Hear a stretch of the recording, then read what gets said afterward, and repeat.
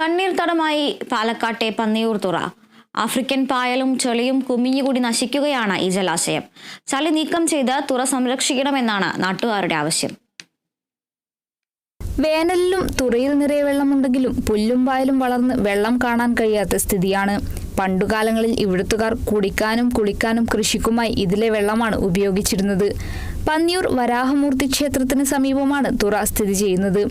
ആദ്യം പന്നിയൂർ ക്ഷേത്രത്തിന്റെ കീഴിലായിരുന്നു തുറ. പിന്നീട് 3.5 പതിറ്റാണ്ട് മുമ്പാണ് പഞ്ചായത്ത് തുറ ഏറ്റെടുത്തത്.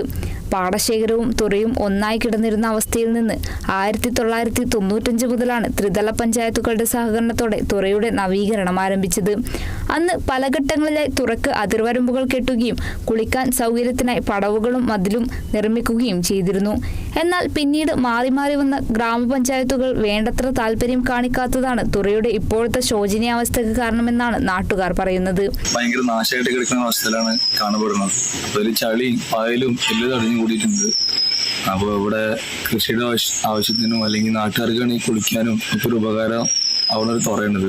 പക്ഷെ ഇതിങ്ങനെ കിടക്കുന്നതുകൊണ്ട് ആർക്കും തന്നെ ഒരു ഉപയോഗമില്ലാത്ത ഒരവസ്ഥയിലാണ് കാണപ്പെടുന്നത്.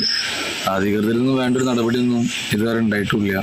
സംരക്ഷിക്കാൻ ആളില്ലാത്തതിനാൽ മാലിന്യം കുമിഞ്ഞുകൂടി ജലാശയം നശിച്ചു തുടങ്ങി. തുറയിൽ അടിഞ്ഞുകൂടിയ ആഫ്രിക്കൻ പായലും ചെളിയും നീക്കം ചെയ്ത് ജലാശയം സംരക്ഷിക്കണമെന്നാണ് നാട്ടുകാരുടെ ആവശ്യം.